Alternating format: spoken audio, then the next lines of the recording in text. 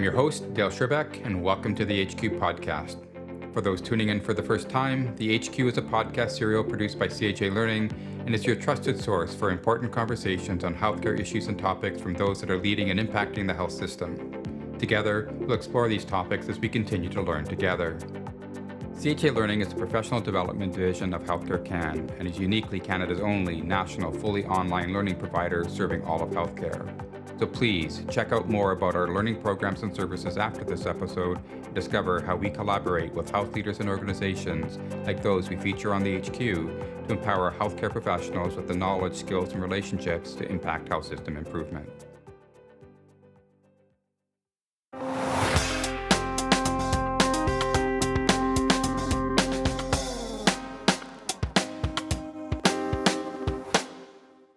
A very happy new year to all our listeners as we embark on our fourth season of the HQ. Thank you to everyone for making the HQ such a success and choosing to learn with us. As part of our shared journey, we're going to start this season with another installment in the series we invested heavily last year, Planetary Health, and the role that health leaders can and need to play in influencing change. Many of us start each year with goals and resolutions, and I'll be honest, that isn't me. I generally plow ahead, open to the surprises that come from living my values, principally to make an impact and leave the world a bit better of a place than before me, not despite me. Admittedly, that is far from perfect, and I largely do this through my own lens, which, as we've heard expressed by several of our guests, is a lens fraught with bias and assumptions. Nevertheless, I start each day hoping my fervent curiosity will provide me with just a little more insight into myself and how I can make a difference. One of the ways I'm trying to do all of that is through this podcast, a channel whereby I have a modicum of influence, if by no other means than by the conversations I choose to have. Ultimately, I am biased as I choose the topics based on my own curiosity, what inspires me, and what I think is important. Hopefully, these conversations are similarly inspiring to you, and perhaps you, in turn, might exercise your own influence and share them with others. This intro, though a bit different in approach, reflects what I want to speak about today. How can any of us use whatever the influence we might have to affect change, whether improvements to planetary health or whatever your dreams for impact might be? To discuss this and other questions related to planetary health, I'm delighted to be joined by Dr. Alan Greenglass. Alan is a retired primary care internist and a health system executive now living in Delaware. He did his medical training in Providence and then practiced as a primary care internist and physician manager at Kaiser Permanente in Connecticut. Following this, he then took on the role of Director of Internal Medicine and Urgent Care at Yale University before continuing his management career in Delaware as a Senior VP for the Christiana Care Health System. Over the last several years, he has collaborated with other healthcare professionals in the region of Delaware, South Jersey, and Southeast Pennsylvania to form the Mid-Atlantic Alliance for Climate and Health. Known as MAACH, this alliance now has 19 member organizations, including the environmental NGOs and those representing health professionals. The goals of MAACH are to provide education on environmental health topics to other health professionals and to the lay community, to bring health voice to discussions about climate change, and to influence public policy. Alan is also the author of a recent book, Curing Physician Management: Why Physician Managers Fail. Hi, Alan, and welcome to the HQ. Oh, good morning, and thank you for having me. So, Alan, all good conversations begin with, our own journey. I find, and certainly it's something that I think we've taken heart here on the HQ podcast. So maybe we could start with your own journey in terms of how you got here, and why you're on this road to planetary health. Thank you. And when I went into medicine, I went in with the express interest of not just delivering and providing patient care, but also to better understand and potentially impact the systems of care, and what made people sick, and how our society and our systems of care might be beneficial to those to the outcomes we desired. And I had a role model, somebody who was way more influential than me. It was a physician named Jack Geiger. And Jack passed away a couple of years ago, but during his career, he was a co-founder of Physicians for Social Responsibility. Mm-hmm. He was a co-founder of Physicians for Human Rights, and he was one of the first people to develop the community health system in the United States, the community health center system. And Jack said, and I quote him loosely, "I've never had any use for the idea that you stand around in whatever circumstances, laying hands in the traditional medical way, waiting until they're sick, curing them, and then sending them back unchanged into an environment that overwhelmingly determines that they're going to get sick again."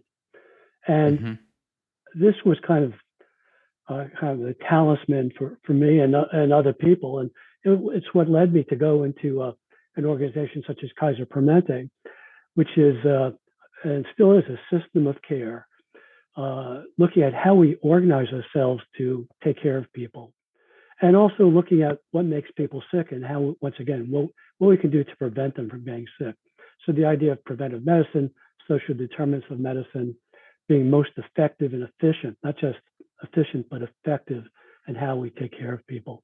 And that's what brought me to healthcare, the idea that it wasn't just that one-to-one conversation with the patient, but the greater ability to impact society and the populations that we take care of.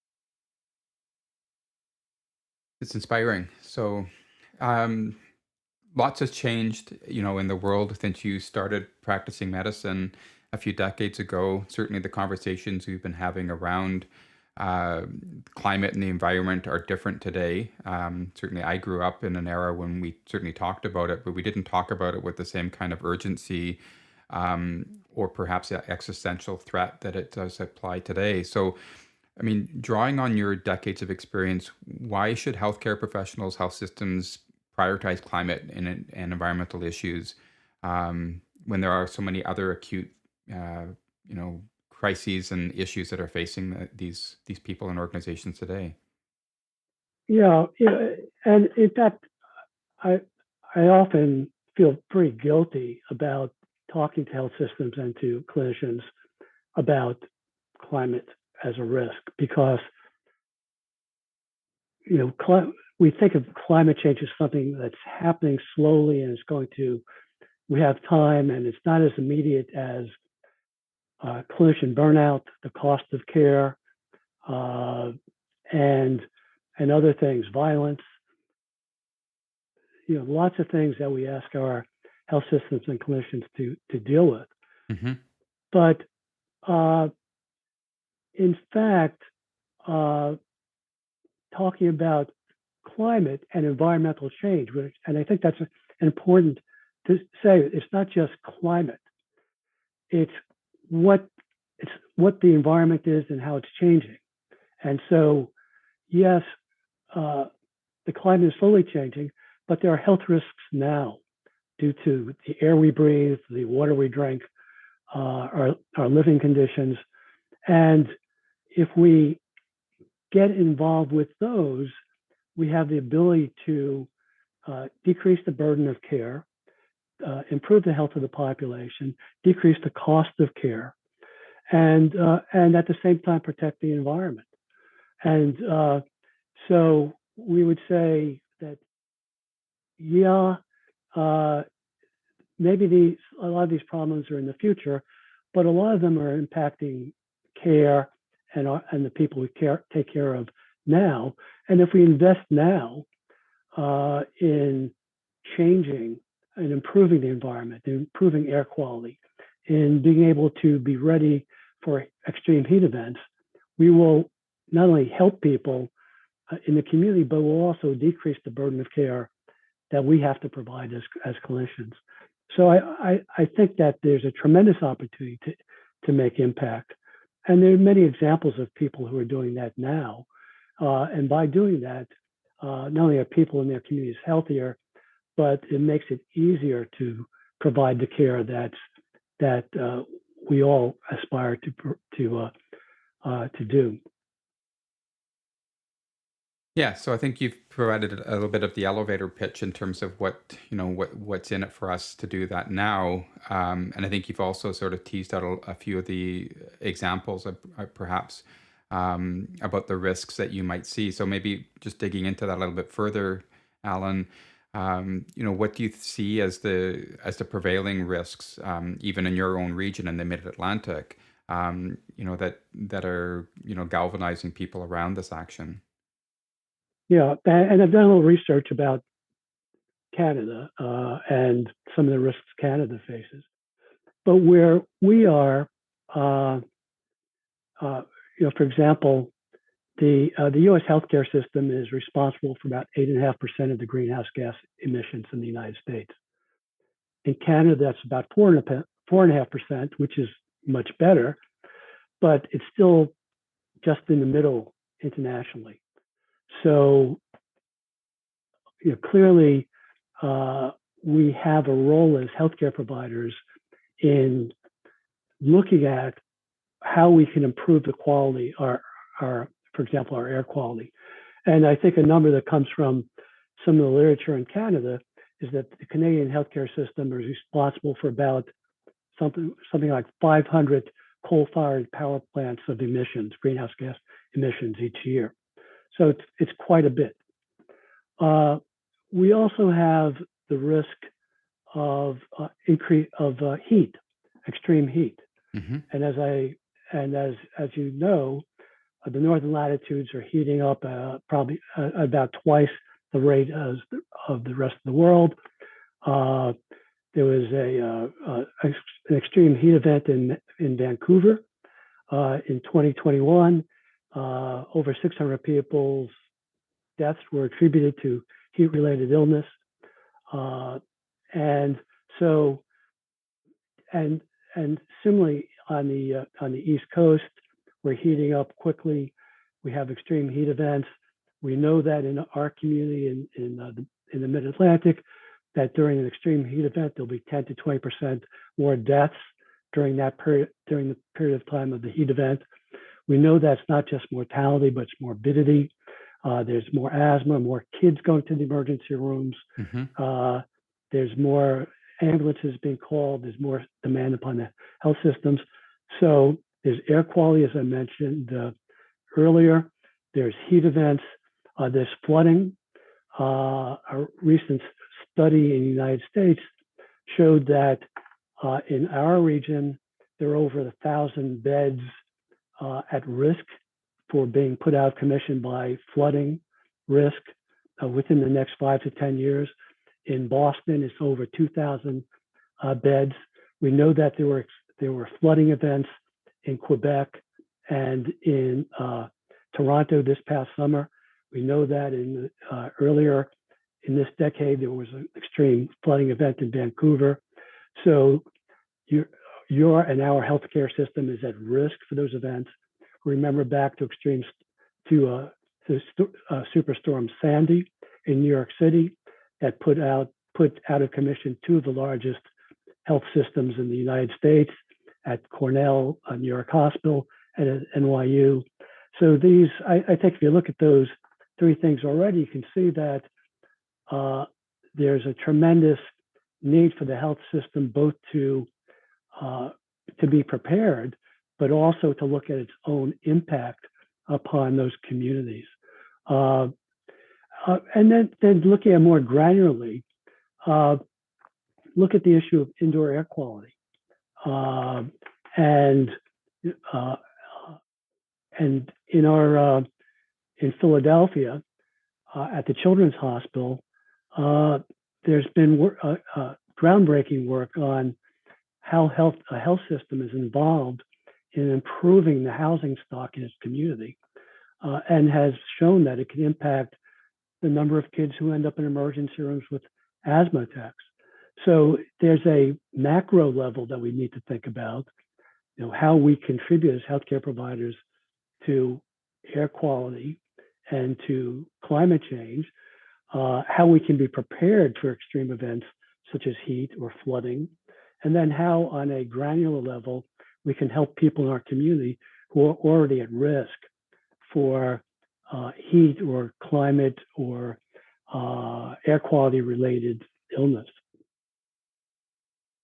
So I think it's somewhat implicit in some of what you've been talking about, and it certainly has come up in some of the other conversations we've had on the podcast. But so building on what you've just described, what role does healthcare have to help mitigate, I guess, these environmental risks to the communities in which they are, set up and there to serve? Uh, I think healthcare can be leaders, and there are a number of examples of healthcare being leaders. For example, and that goes from both the individual clinicians to the healthcare systems to the policy that is made. So a couple of years ago, one of those role model healthcare leaders, a physician named Jody Sherman, who's an anesthesiologist at Yale, and a group of her colleagues, including two folks from British Columbia, published in the British Medical Journal an article about healthcare taking a leadership role, and laid out that paradigm I just mentioned. So what can we do as individual clinicians? Well, we can, and I want to get into the concept maybe of the virtuous cycle. We've heard of the vicious circle. I'm talking about kind of the opposite of that, right? The virtuous cycle. That there are no silver bullets. There's nothing that's going to cure climate change and improve the environment all by itself, but it's a number of small steps. So, one small step that we all can take as clinicians and as citizens is eating a heart healthy, which happens to be a planet healthy diet, right? And encouraging the people we take care of to do so. It involves there's an organization in the States, and I'm not sure if it has an outreach into Canada, called My Green Doctor, that helps trained clinicians to have conversations with their patients about climate change and environmental risk, but also helps them understand what they can do in their own practices to decrease their own carbon footprint. Then there are things that we can do as healthcare systems. Are our healthcare systems driving around in diesel powered or gasoline powered ambulances, or are they using electric vehicles or hybrid vehicles? What are they doing in terms of disposables? Are they providing heart healthy and climate healthy meals in their kitchens to their staff and to their patients? Are they looking for ways of using green energy? So in the States, an organization such as Kaiser Permanente in the West Coast is almost totally self-sufficient in its energy production, both by using solar energy, but also supplementing that with direct energy purchases from solar farms and from wind farms on the West Coast. So there are things that healthcare systems can do. And then there are things that we can do to impact public policy. And that's where the health voice is very important. If you go back and take a look at that article by Jody Sherman and her colleagues, she talks about, and they talk about, and also the Canadian Medical Association talks about this, is providing the health voice to all policy discussions.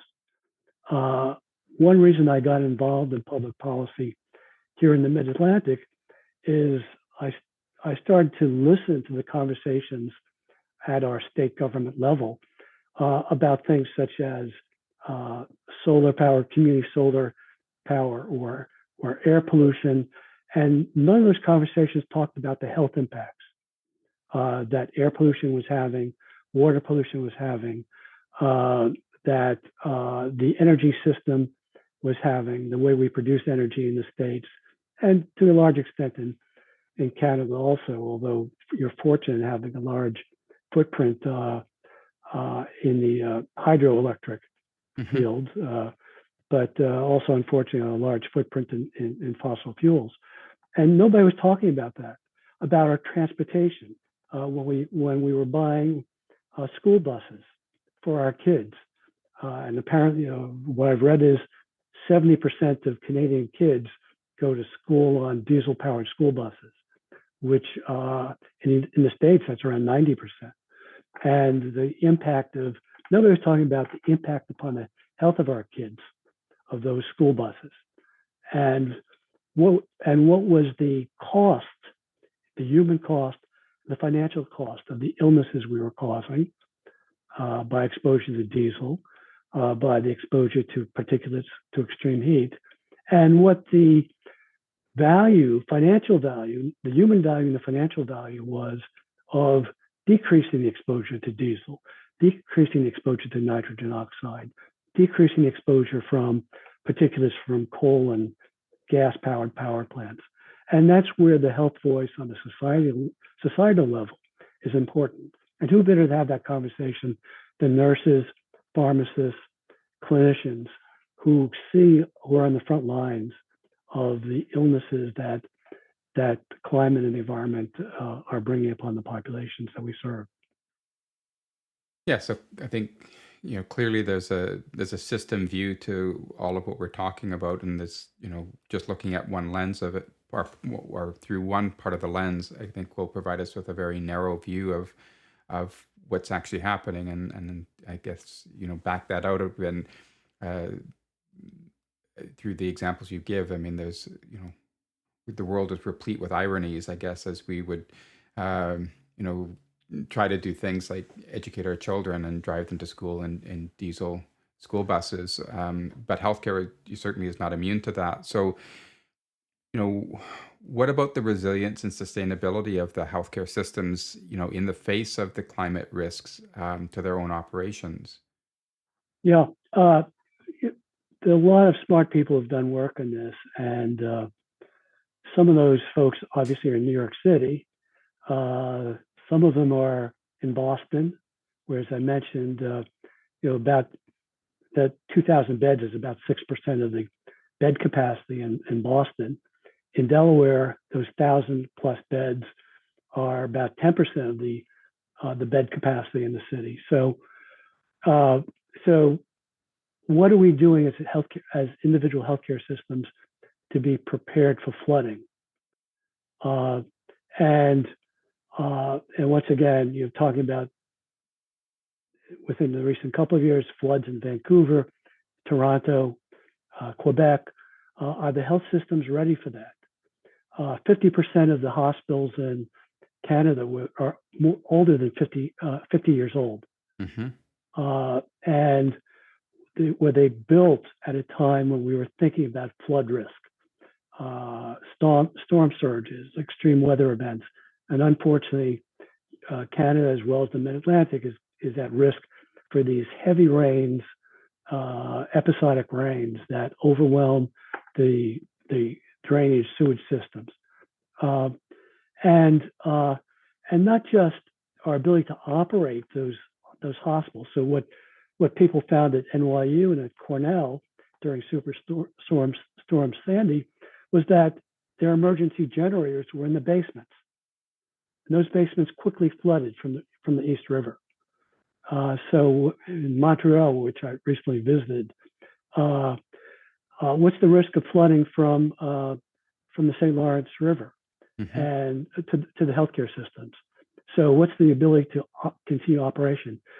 Can your staff get to work if the roads are flooded proximally? So maybe the building is operative, but your staff can't get there. In the United States, the supply chain has become a just-in-time supply chain for healthcare. So most of the healthcare systems in the United States only have 3 days worth of supplies. So if there's a storm event, such as Sandy, not only might your utilities be knocked out, your staff might not be able to get to work, but even if they do, they may not have the supplies to continue operations. During the heat event in Vancouver several years ago, once again, I don't have personal experience, but I've read about the experience there. There was the need for fire departments to come to hose down the roofs of hospitals because the temperatures went up to 38 to 40 degrees Celsius. There was concern that the CT scanners couldn't operate because they couldn't be cooled. Mm-hmm. So it's not just the flooding event, but it's the heat events that we need to be prepared for. And what are our health systems doing to do that? In the States, Mass General, Cleveland Clinic, the New York hospitals, CHOP, the Children's Hospital in Philadelphia, Kaiser Permanente, all have, as well as many other organizations, have developed programs to look at the resilience and sustainability. And another part of that is if there's a heat event, what's going to happen, not just to our ability to operate our healthcare system, but do we have the capacity to take care of the surge of illness? Mm-hmm. So as I mentioned earlier, in our community, we have a group I work with has data that the mortality rate, and I said this earlier, goes up to 10 to 20% during the extreme heat event. And those events are especially deadly in communities where the heat is not expected, where you're going along, 70, 75 degrees, and then all of a sudden you have a 90, 95 degree episode that lasts several days. Those are the most deadly events. And those are the events that can overwhelm the healthcare system as well as the infrastructure of a community. And not just with mortality, but once again, more kids being sick, well documented that occurs. More violence in the streets, so more violence-related illness, more mental health demands upon the healthcare system, more older people with congestive heart failure, with respiratory disease showing up in the emergency room. So it's not just the mortality, but it's the morbidity. More people calling the ambulances to come and pick them up, to take them someplace where it might be cooler, where they might be able to be hydrated, Mm-hmm. et cetera. So resilience means planning for that, adapting, knowing that it's going to continue getting hotter. We're going to continue to have severe storms, and they're going to be more so. Even if we stop burning fossil fuels today, if we stop burning fossil fuels today, our air quality will be better, and there'll be less illness related to that. But it's going to continue to get hotter. They're going to continue to be severe storms for at least the next 10 to 20 years until natural processes help get that excessive methane and carbon dioxide out of our atmosphere. And so we're going to have to be prepared for that. And hopefully the articles I read about what's going on in Canada tells me that the Canadian health system is looking at those as systematic risks and are starting to take steps. But I think our voice as clinicians is going to be valuable because society doesn't change quickly. And we're going to have to say those investments in sustainability and resilience of the healthcare system are going to have a return on investment in terms of human health and less costly healthcare in the long run. Yeah, so I think there's a lot in that, and I think in terms of you're bringing it together, through the lens of resilience or sustainability. But I think I guess what I would say I hear is that our health systems are largely developed or designed around an assumed environment. And so they treat illness or health within that environment. But when we start to change that environment through climate change or other kind of planetary forces, our health system is struggling to sort of adapt to those changes. And it's bringing in, either different cases, higher acuity, higher volumes, any number of things that are going to put strains on that system. Well, absolutely. And, it's hard for any human being or system to change. And there are many factors that keep us that make us want to stay the way things are Mm-hmm. and to keep things the way they are. And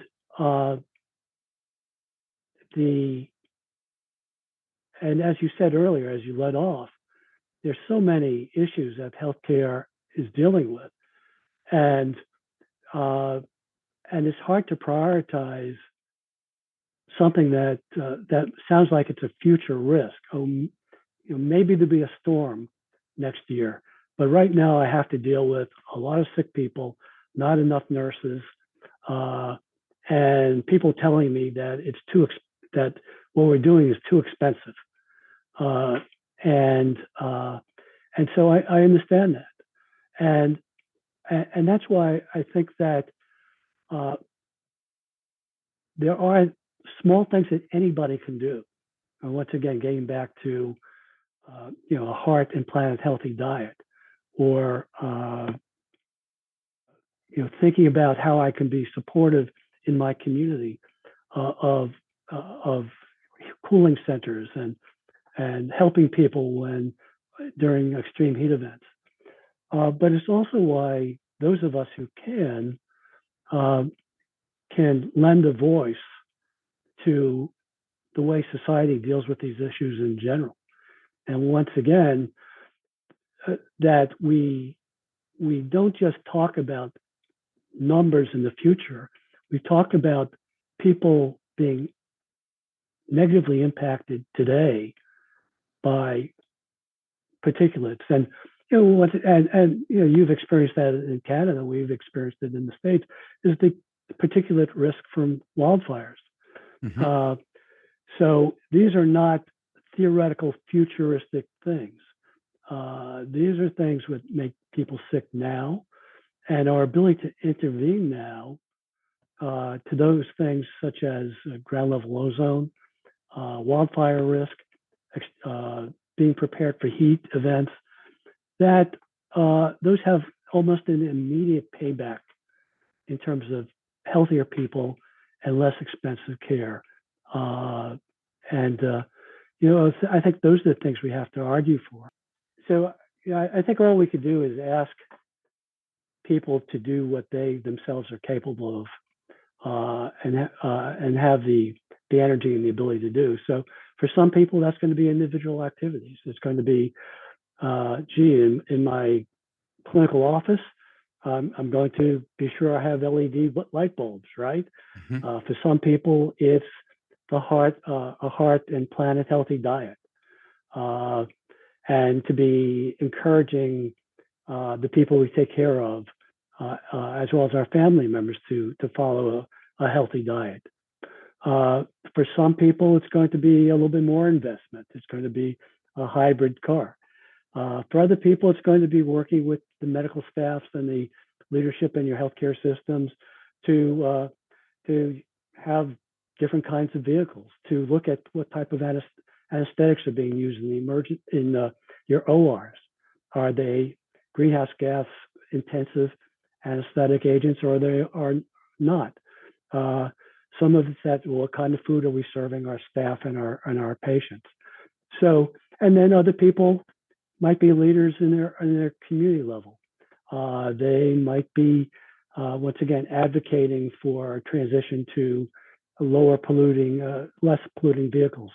A statistic I saw was that in Canada, something like 50% of folks live within 250 meters of a major highway, and that people in the lowest quintile of income are 6 times as likely to live in that area, close to highways, than people in the highest quintile. That about 50% of your schools are within 200 meters of a major highway, and so how can from a public policy level, if you have the wherewithal to do that, can we speak up about diesel school buses, about the communities which are most impacted by air quality, and take steps to and encourage steps to both improve the health of the community, those communities, as well as decrease the cost of care and improve the air quality. So I think that there are different levels of things that people can do, from individual to in your healthcare systems, in terms, and then in terms of your greater society.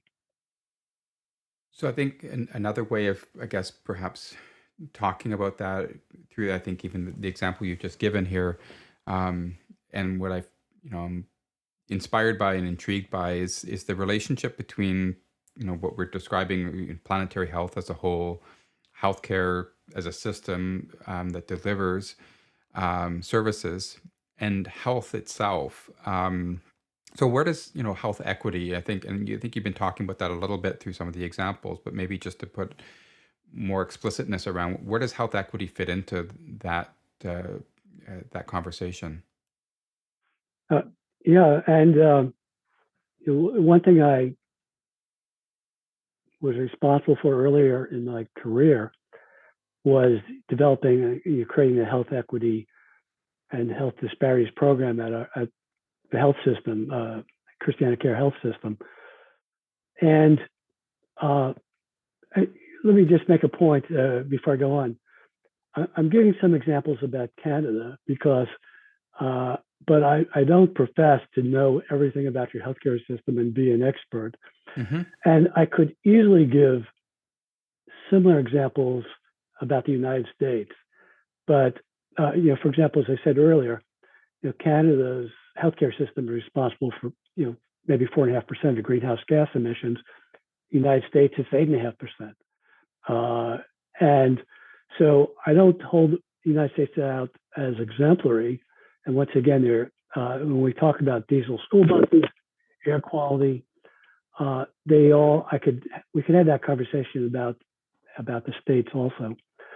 But I'm glad, but going back to your question, I'm glad you framed it as health equity and not healthcare equity, because a lot of the conversations that I've been involved in, people are talking about healthcare, and that, I think, is too narrow a lens. Mm-hmm. Because to me that means if somebody goes to the emergency room with an asthma episode, that they are getting, whether they're high income, low income, whether they can afford their medicines or not, they are getting enough care to help them get better from that episode. But health equity, to me, is, can we understand what's causing people to get sick, and can we invest in creating the environment or improving the environment so they're less likely to get sick? And whether you call that environmental justice, health equity, social determinants of health, I don't care what we call it. But it's a step beyond just how we deliver care. So it gets to the earlier example I made about folks at the Children's Hospital of Philadelphia who said, we have these kids who always come to the emergency room with asthma, and we get them better. We treat them well in the emergency room. They go home, they get sick again because we're sending them to a house which is poorly ventilated, where there may be gas heaters and a gas stove, which are not vented properly to the outside, where there's mold because the roof or the basement or the windows leak. And so let us partner with our local governments, with our neighborhoods, with the people who live there, with our health insurance companies, and let's retrofit those houses so that they are a better living environment for those kids and those families. And they've been able to show that they're able to not just improve for an average cost of about $10,000 a unit, but they're able to show that those kids don't come to the emergency room anymore, and they don't need to use their rescue inhalers as much anymore, and they don't miss school as often, so they have a better chance to succeed in society because they're not missing time from school. And so, to me, health equity is looking at those situations which are making people sick, uh, uh, and which, once again, going back to the school bus issue, and this isn't rocket science. If you take a kid who has asthma, and we know that kids in lower income communities are more likely to have asthma than other kids, and we put them on a bus, and we know that not just puts diesel fumes onto the street, but concentrates them in the bus, that they're going to get sick. And not only is that kid going to miss school because they're sick, but their parents aren't going to be able to go to work because they have to stay home and take care of their kids. And so their ability to be productive in society is less. So I think that's where health equity comes in.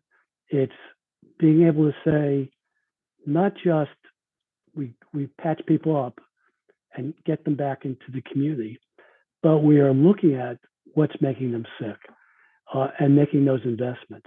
Because in the long run, if you want to look at it from a crass nature, there's a financial return on investment. If people are less sick, they need less medicine, they don't need to use the emergency room as often, they don't miss school, their parents don't miss work, and are not as productive as they can in their jobs and careers. So I think health equity is part and parcel of the whole conversation of dealing with the environment and with climate change.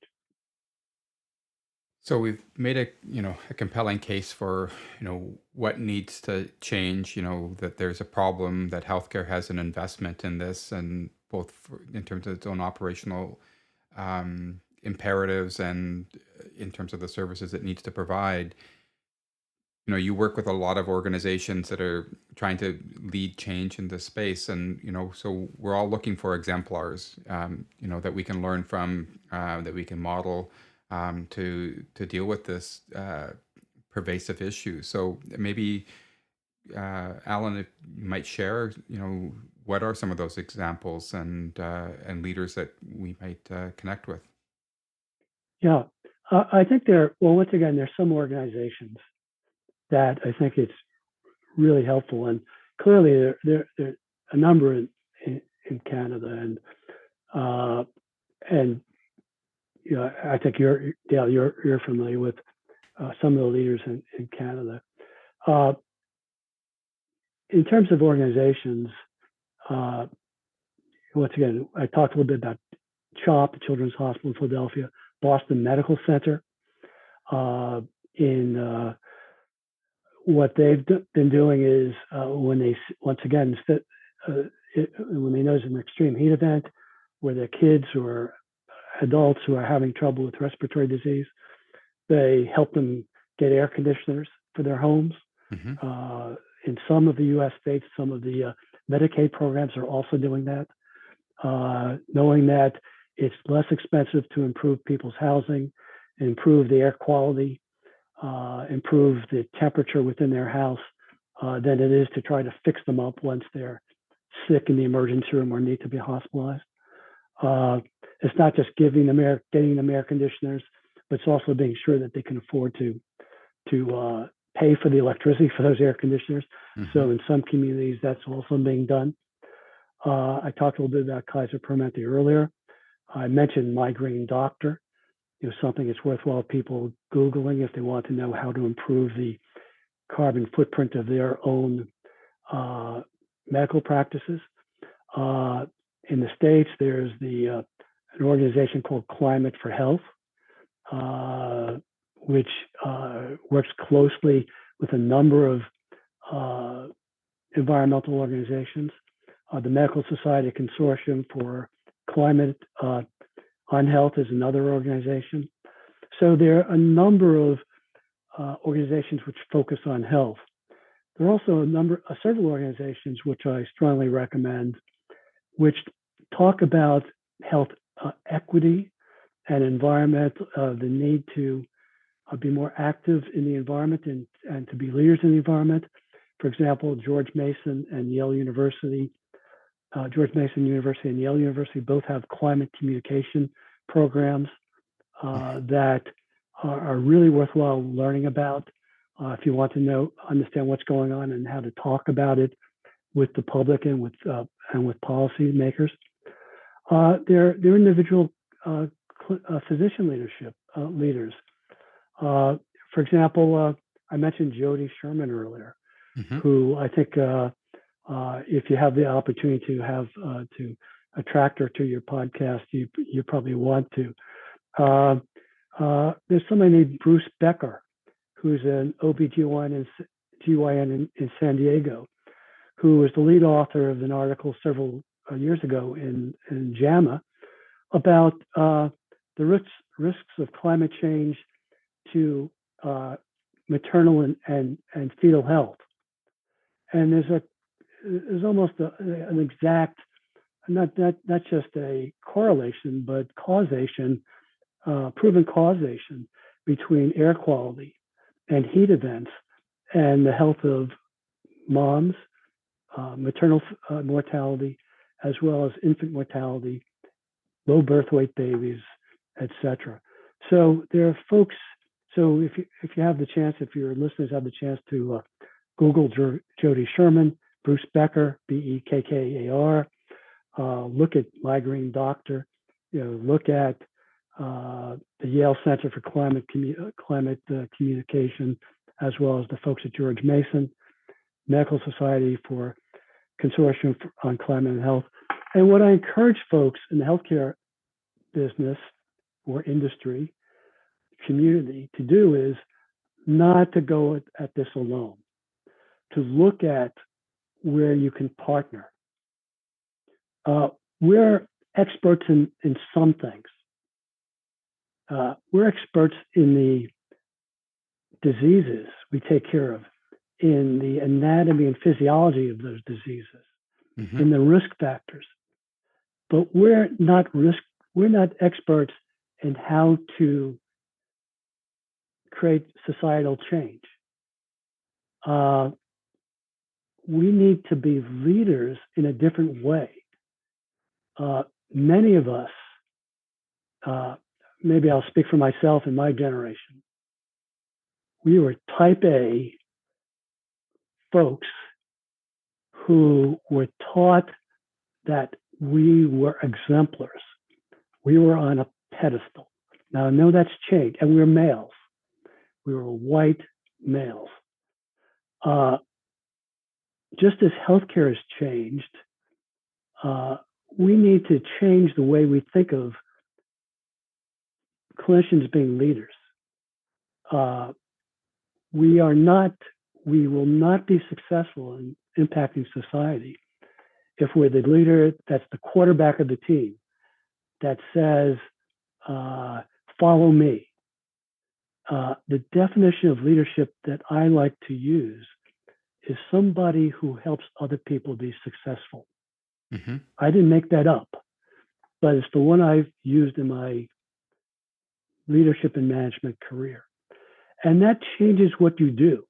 It changes it from, I have the right answer, I'm pretty good, I'm pretty smart, follow me, to what can I do to help others do well in the world. And that's whether it's my patients, the population I serve, or the community I'm a part of.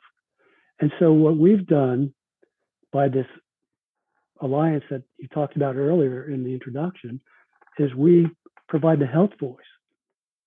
But it's folks like, and I probably are similar organizations in Canada, the Sierra Club, 350.org,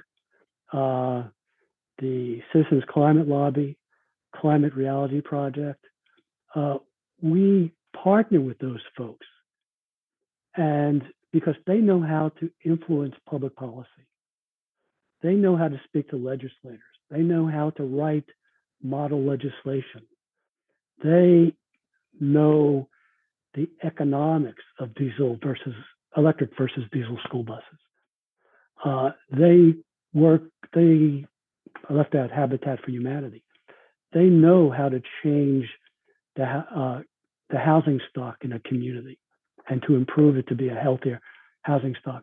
What they don't have is they can't bring that voice of saying, this is why kids are getting sick and showing up in the hospital. But they can say, this is how we can improve the places those kids live. And so that's the role I think that we can have as clinicians. And the way we can lead is by helping the society and our partners be more successful and our patients be more successful. I'll stop at that for now. Yeah, but I think what you're describing is a little bit about, I guess, if I'm paraphrasing, the influence of physicians or clinicians or other health leaders to use their voice, but also, I guess, the data that they might have in other respects, in combination with some of those other policymakers within the space to collaborate together in terms of what they both bring to the table and to the conversation to be able to influence that larger social change. Yeah, and when I first started getting involved in public policy on climate issues, I referred to this earlier. I would listen in or go to a meeting of our state regulators and legislators, and the whole conversations were about. Well, a lot of it was about ideology, as you can imagine. We believe or we don't believe in climate change. We believe that humans are part of it or aren't a part of it. And it was cost. What will electricity cost if we try to use solar and wind power or hydroelectric power or modular nuclear? What was very powerful and which catalyzed change and people really moving towards taking these issues seriously, no matter what caused climate change. Clearly, I believe that humans are a big part of it, if not all of it. But it was people are getting sick. People are sick now. There's a cause and effect here, and we can help people be healthier. We can decrease the cost of healthcare, and we can improve the ability of people to learn, kids to learn, people to be able to be productive in their work. There's statistics, which I'm not going to bore everybody with, but you can look up about the number of lost days of work and of school in Canada from heat events.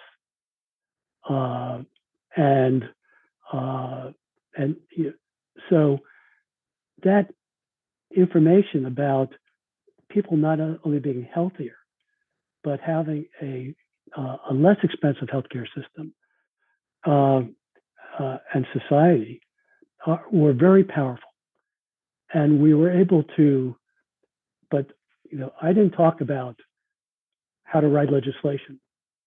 I talked about kids being sick, people dying more frequently due to heat events, the most dangerous types of heat events, what communities elsewhere have done about being prepared for heat events, what communities elsewhere have done about transitioning away from electric school buses and what they've been able to show, from diesel school buses, and what they've been able to show about the health of the people who live there. And that's the voice I can bring, and that's the leadership I can bring, but I don't have to be at the head of the table. I'm part of the team. Mm-hmm.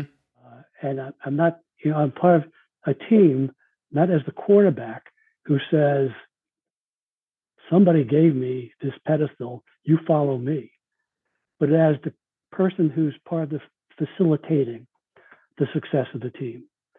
And to stray into sports analogies, uh, think about the teams which have been most successful. They're teams in which people are helping each other and facilitating the success of each other, more so than the teams that have one superstar and one person who says, "Follow me," do it the way I do it. Yeah, I totally agree, Alan.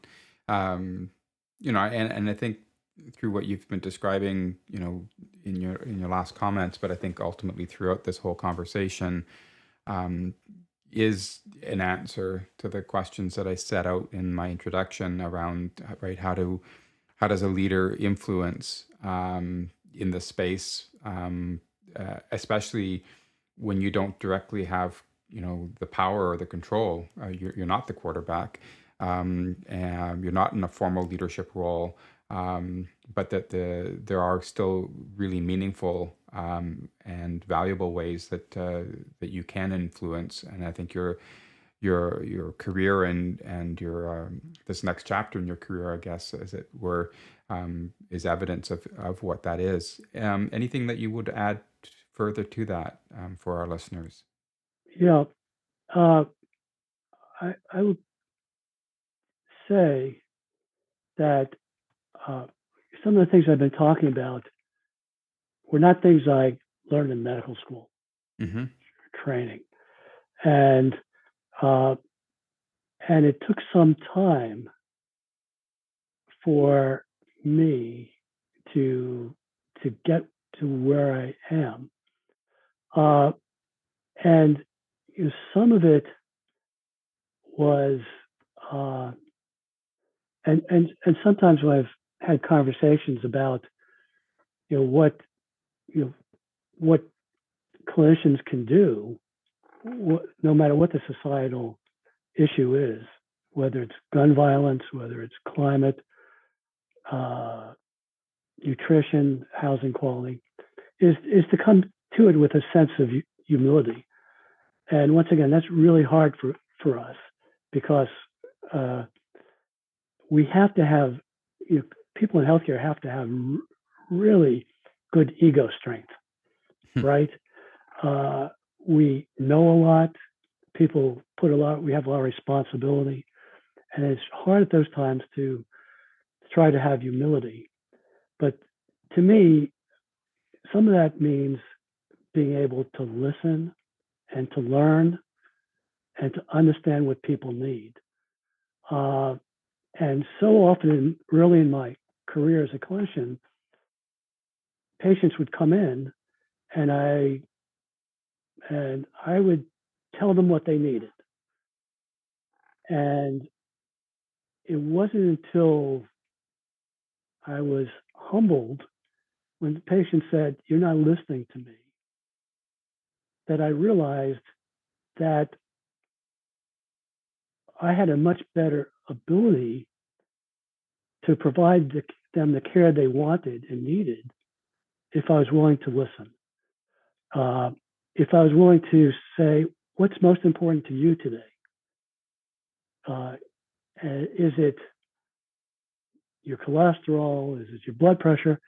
Is your trouble? Is it your trouble sleeping?" And that, and I think it's the same when we deal with societal problems. Uh, I'll give you an example. Uh, in the States, at least, there's a big push to for electrification of cars, right? Mm-hmm. And so much so that in our lower income communities, uh, one of the top priorities is to put in electric chargers. And that's important. But our policymakers never talked to the people in those communities about what was most important to them.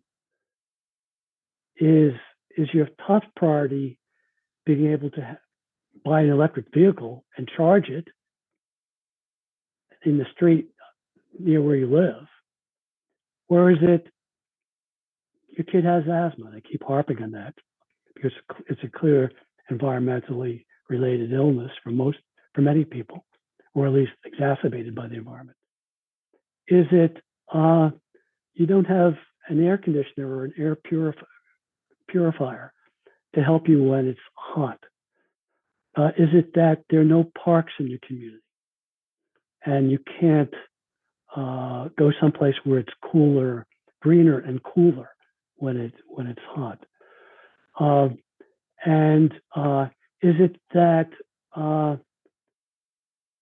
you live in a frontline community and there's a power plant which is putting out air pollutants, which are making it hard for you to breathe, or there are chemical plants which are polluting your environment,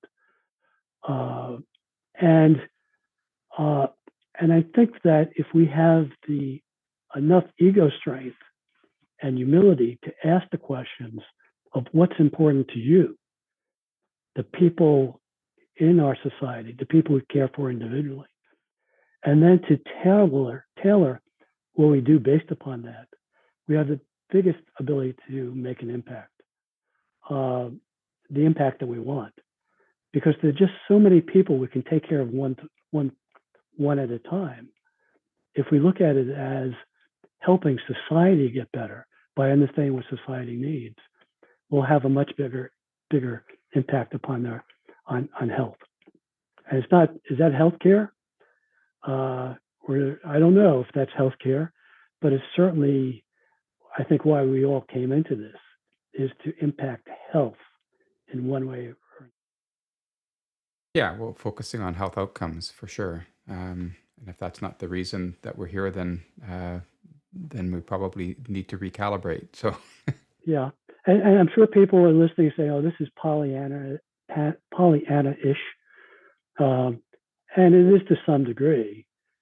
But I guess you and I are just asking people to be open-minded, that there are more ways and more important things to do sometimes than writing a prescription for a patient, that there are more ways of helping people be well.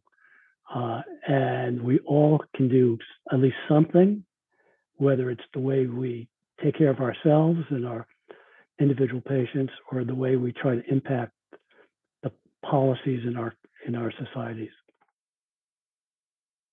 thank you, Alan. I don't think there's a better way to finish than with those sage words.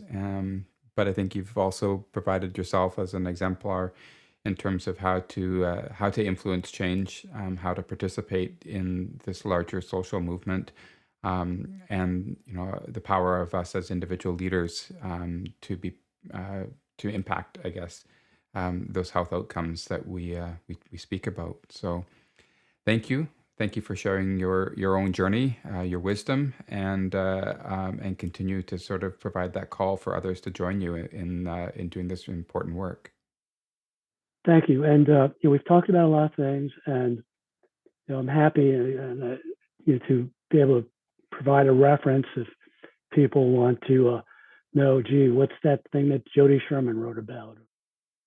How do I find out about infant mortality and air quality, and what are some of these organizations which have provide the leadership and the places that can aggregate all of our energies, because once again, just having a health voice isn't important unless you're partnering with people who know how to make that voice most powerful.